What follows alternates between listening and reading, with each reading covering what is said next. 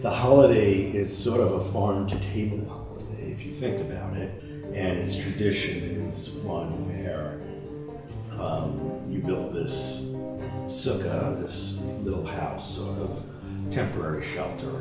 And then the idea back in the ancient days was that people would harvest, bring it into the sukkah, and have a family meal.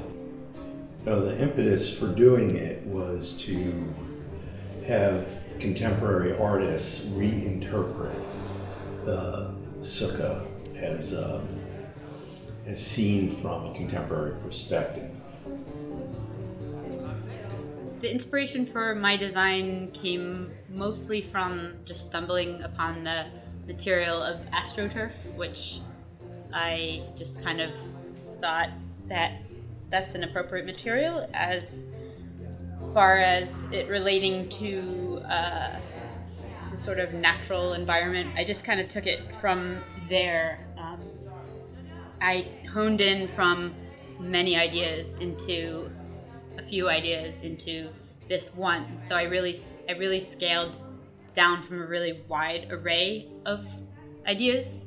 And this is a sustainability farm to table event in some way, but I had to be true to my desire to be have a strong aesthetic statement and a clear and concise design. So I thought it went very well. I mean, Chez Pascal contributed food, as did other vendors, and having fresh produce there. I mean, but I know the feedback from Wendy McCall was extremely positive.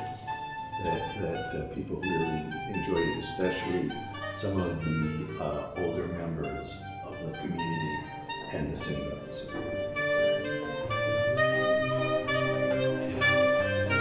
I've been making sculpture for most of my life, so I know how to make things, and I figured it out in my head. I did a test pattern on a piece of lathing of what I thought it should look like, and once I got the test pattern and the spacing done, then building that was very easy. And again, I had an assistant, Eric Portress. He and I worked on it together probably a full week, a ton of the hours. Most of it was involved in gluing on the mirrors. And he's very good at fabricating, so this is very simple, straightforward, temporary structure. It comes apart in 4-foot by 8-foot panels. It can be reused. None of it was done. It was all done with the purpose of being something that could be reused and that would be strong enough to maintain itself year after year. So there are certain rules and parameters that define a structure as a sukkah or not a sukkah, and those get very detailed down to very fine measurements and sometimes odd specificities. Pretty much the roughly 3 walls, although you can have a little less than 3, not 4, and that the roof is open enough that you can see the stars at night and that half sun, half shade comes through.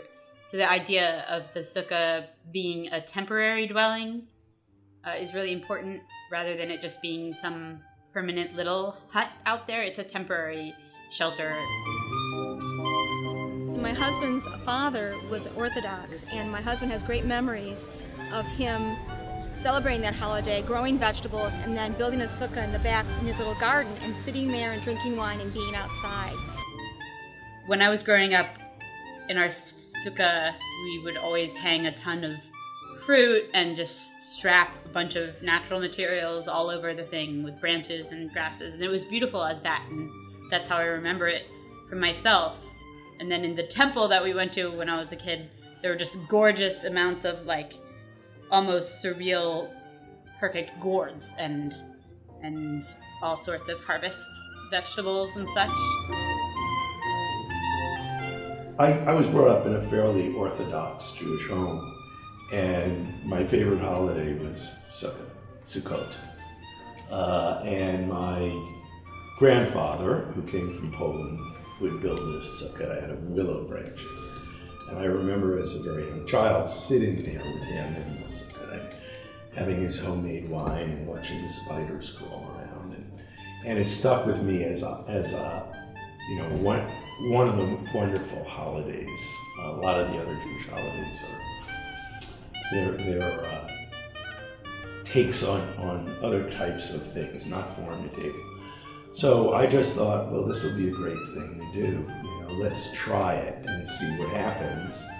And I think the fact that it was a kind of unique take meant that people came to kind of see what artists would do.